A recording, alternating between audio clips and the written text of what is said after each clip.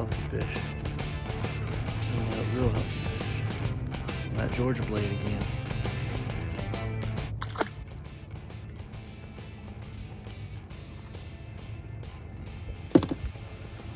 Pretty good fish.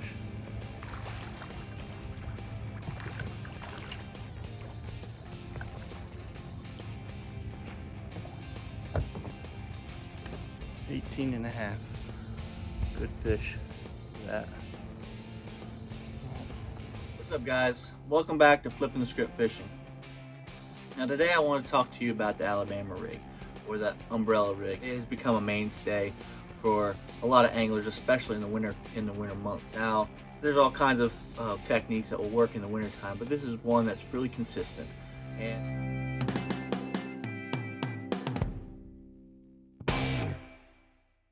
let me talk to you about a couple of different types of umbrella rigs. Okay.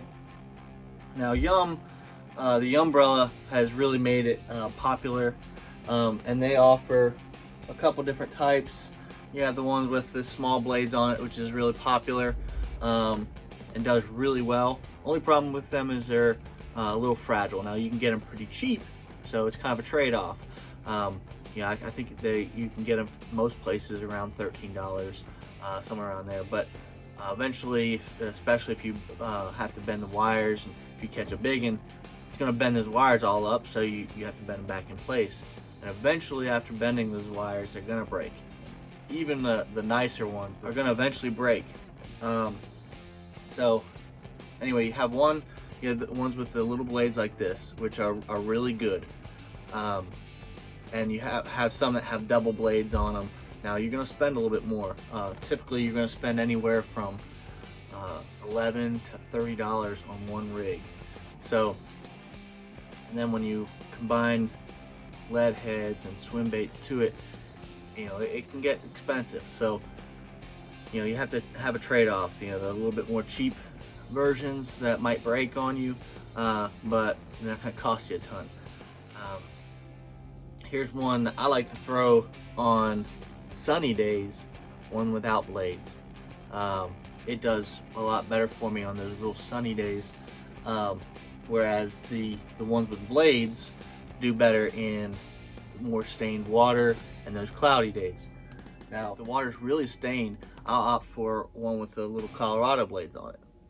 Sends out a little bit more thump, and seems to get a little bit better bites, a little bit more attention. They can hone in on it a little bit better. Here's one that Strike King has made. It's really durable, so this one you can throw and it'll last you a long time. I've had this one for years, and it's still in good shape. The problem is I find I get better bites and more bites when I'm throwing one that's a little bit more compact. So you'll have five blades or 5 baits right there, and it's like a small compact school, so you get a better strike. You'll get strikes on this, but for some reason they hone in on that one, or I just tend to miss a lot more, and I don't get as many strikes, because you can see how this one's spread out like that. Okay, so the baits are more spread out. They're not all clumped in a tight package. So I don't get as many strikes. And also you can see how this one's oriented. Okay, so that bottom one tends to hang up more. The version I've been throwing here lately, I actually have it tied on right now, is a Georgia blade. Now you can buy these at Fish North, Georgia. And that's a pretty nice one there. It's got the blades on it. Pretty simple. Get a better look at it there. Get a better look. But it's been pretty good. I've been throwing this for a couple weeks now, and haven't hung up or excuse me, none of the arms have broke off. So I tend to try to bend the arms as little as I can, as little as I can get away with. Now you're gonna have these baits, they're gonna hang up on each other. That's gonna happen, so you may have to bend out the arms a little bit just to keep that from happening. But for the most part, for the most part, you shouldn't have to bend them too much. Try to bend them as little as possible. Okay. Here's another option. This is a Yum one. This one's actually one of the more expensive one, but it's got those bigger blades. Now this one's got a lot of vibration, a lot of thump, so I can throw it in that dirty water. I can throw it extremely shallow, and it will stay shallow for me. Which right now, since it's the very beginning of December, a lot of those fish are still very shallow. So I can throw this in the shallower water and creep it along. It'll get me some hits. It'll get a big bite. Won't get as many bites, but it'll get a big bite. So as you see, there's tons of options. Okay, now I want to talk about how to rig it up.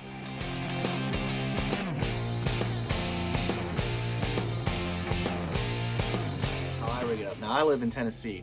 We have a 3-hook maximum, so I can only have 3 baits on there that have a hook in them. I can have more than 3 baits, but only 3 of them can have hooks. So with that being said, what I do is rig them up with dummy baits. All right, and it's not difficult to do at all. Okay, so take a look at this. Now you'll notice the top 2 don't have a hook in them at all. Okay, so what I do is I'll take these little twist locks, and I'll or hitchhikers, I believe you can get a package of hitchhikers, and they're just little screw locks, and you just screw them right on there, and there you have it. Something I have been doing, if I don't have a package of those hitchhikers, for instance, I'll take the spring. I'll take this, you have a swim bait hook. I'll take the spring off of that swim bait hook, okay, and then I'll use that. The only difference is, if you notice, the spring's got an open end at the top. Okay, hopefully you can see that. So all you have to do is take your swim bait and twist it all the way over top of that, and then so you just have the loop hanging out of the front of it, and then you can thread it onto your umbrella rig. Okay, so kind of a cheap way to do it. If you're in a pinch, you can do that, and as long as you have swim bait hooks with that spring lock on it, you got plenty of springs to load your dummy baits on. Tennessee, I'll throw 2 dummy baits on the top, okay, and then the 3 bottom ones I'll have a hook in them. Now what I like to do is that middle one, sometimes I'll make it a little bit different. Now here I don't have any different, but a lot of times what I'll do is I'll color the tail chartreuse, or I'll make it a different color entirely. So that way those fish will key in on that different one, and they'll hit that, and I'll be more likely when I get a hit, I'll hook up. So typically you get a hook or you get a hit, you're gonna hook up. Now if you do get hits and you're not hooking up, chances are they're hitting your dummy baits. Okay, so you're either fishing the rig too deep, or there's if those top baits are different or doing something different, you need to figure out what that is and try to imitate those with the ones with hooks in it, so that way when they do hit, you'll get a hook in them. The reason that I throw a lighter wire hook is because if I get hung up, I can bend that out. Okay, now if I hook into a big fish, you have to play it better. You gotta use your drag. You may have to thumb the spool and actually give them line. So you have to play them a little bit better. Whereas if I use those big hooks, then I can just horse them in, and that's fine. I recommend, if you're going to be throwing around any kind of cover, any lay downs, if you're throwing shallow, around snaggy rock, riprap, anything like that, I would recommend going with a lighter wire so you can bend them out. Obviously, if this is gonna run me, $20+ when all is said and done with the baits and everything, I'm not wanting to lose. If I go out and lose 3 of them, I'm out $60. No thank you. So it's kind of a give and take. So if you're gonna use those wire hooks, you need to play them a little bit better. If you're gonna use those big gauge hooks, you can horse those fish in, but you may lose some baits. So it's kind of a trade-off. Anyway.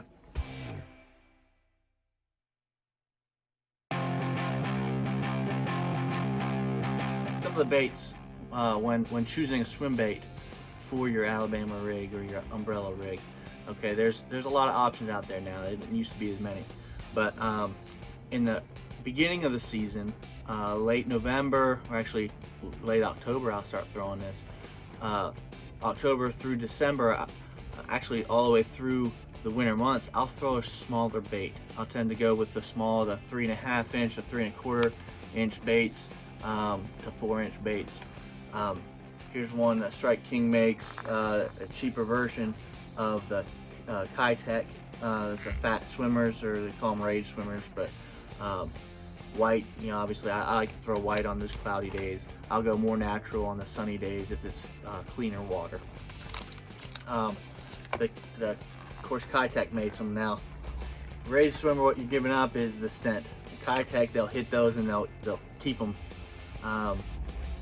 So they got that scent on them, and the fish really seem to hold on.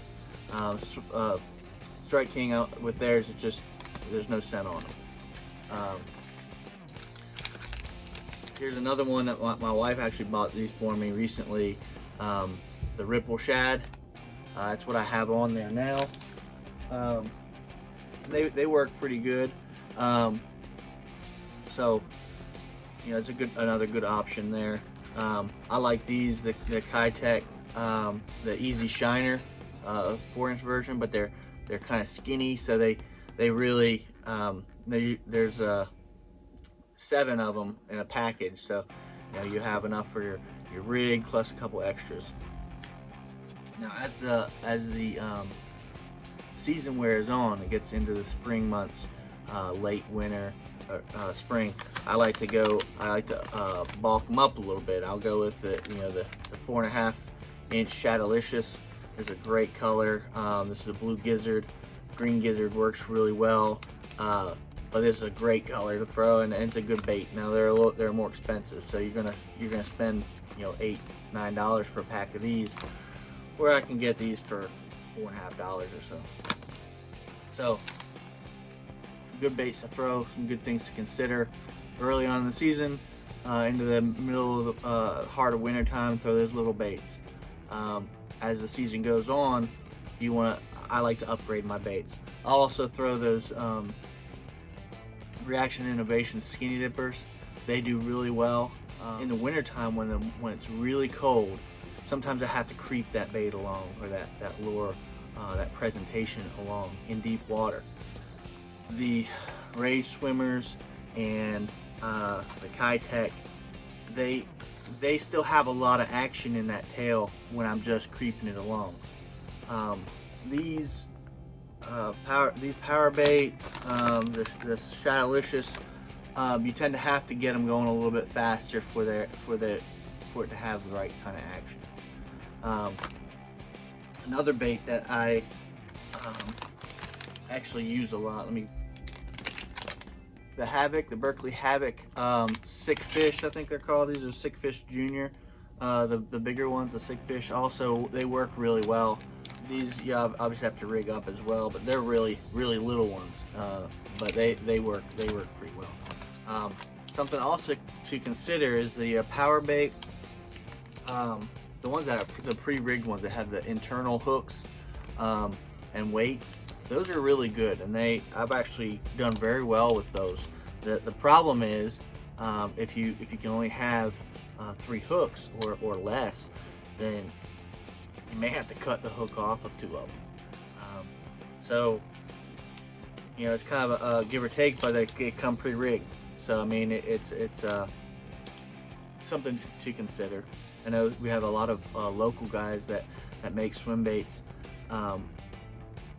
I know Billy Wheat with those Rip Rat Fishing. He throws those driftwood custom, the driftwood swim baits, and just whacks them. So definitely something to consider. But I know that he does very well with those baits all through the winter and spring months.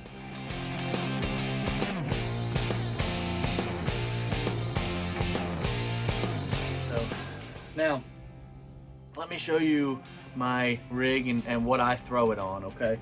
Now, typically, typically I'm gonna throw, I want a long, strong rod that I can handle that weight, because you have the umbrella rig, 5 swim baits, and lead heads and whatnot. So I need a strong rod that can handle it. Now I like my big cranking rod that I use for big crankbaits in the springtime or late spring. This is a 710 moderate medium action. It does me pretty well. This one's made by All Star, but it's a big rod, so I can really sling these baits out there. Now, I like to throw mine on 20-pound fluorocarbon. I know a lot of guys like to throw that on braid, so if they do get hung up, they can pull it free. I've tried it on braid, and I've caught some fish, but I've also missed a lot of fish. I've seen my reaction time seems to be too quick, I guess, and I pulled away from them. Also, I just get a lot more bites when I use fluorocarbon. I mean, it's hard to argue with results. So I like to throw the 20-pound fluorocarbon. I use Vicious fluorocarbon mostly. Seaguar Red Label, that seems to be pretty good for people, among others. Anyway, I use a slow gear ratio on mine unless I'm fishing it shallow. Now if I'm fishing it shallow, I can really crank it hard and fast with this one, but you can also speed up your gear ratio and not have to work so hard. So this one here is a 5:4 to 1 gear ratio. I think it's a Fluger Supreme. It's done me well with my crankbaits and this Alabama rig. So if you have a big crankbait rod, that seems to be a good fit for this Alabama rig. So I can slow roll it, and then I got enough rod and enough power to get the hook in there, but then it's also got some bend, so I'm not going to pull it out of their mouths and have a problem there. Trust me, the bigger rod is going to work a lot better for you, and you get better hookups. So.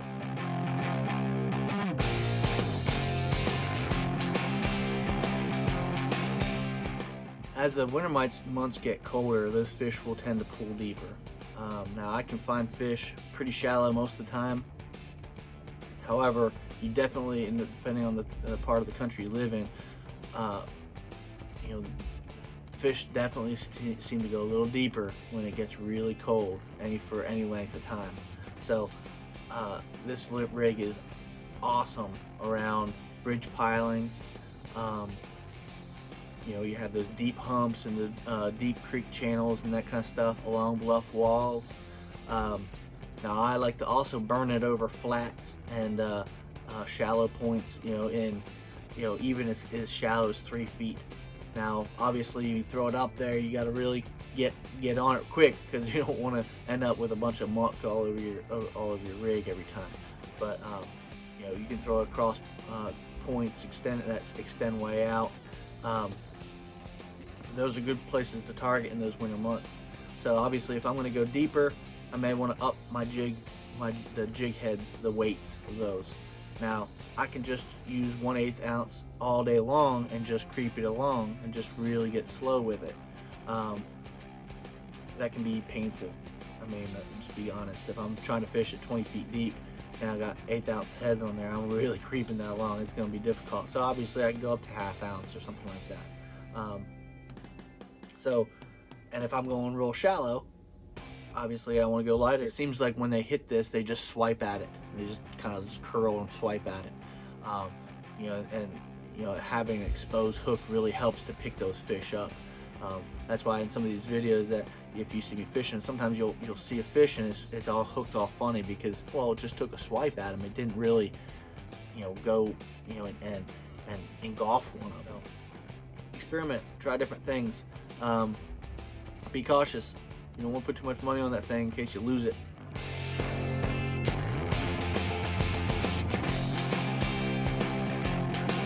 I would definitely recommend getting a plug knocker or some kind of contraption. Actually, I have one right here. This one was designed by Andy Morgan for this specific for this rig specifically.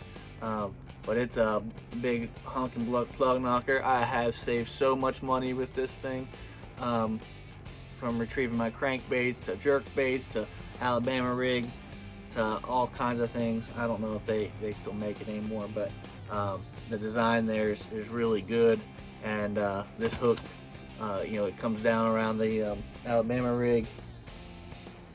You know, you have your line, so it comes down around the Alabama rig, and this hook hooks it, so that way you can pull it free and not destroy your Alabama rig in the process. So I would definitely recommend getting a plug knocker. Like I said, it saved me a ton of money. You definitely want to check your state regulations. A lot of states only allow you to have one hook.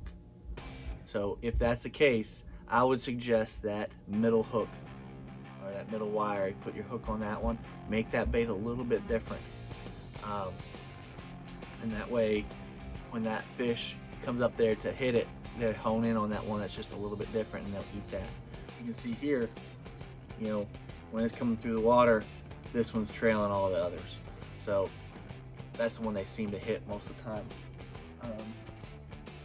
But definitely check out your state regulations. You don't want to get popped for a fine with that. It's just not good. Try those things out, guys. Those techniques all winter long. It will produce into the spring. You know, there's minor things that everybody, you know, has to iron out for themselves. Hopefully, I gave you enough tips that you can be ahead of the curve on that, and not lose too many rigs in the process. And but try it out. It's a consistent catcher. It looks crazy, and I can't believe that they'll hit that big wiry mess, but they will. And but try that out and post pictures and let me know your comments. If you have any other tips that you think will work or have worked for you, by all means let us know. And hope those tips help. And till next time, guys, tight lines.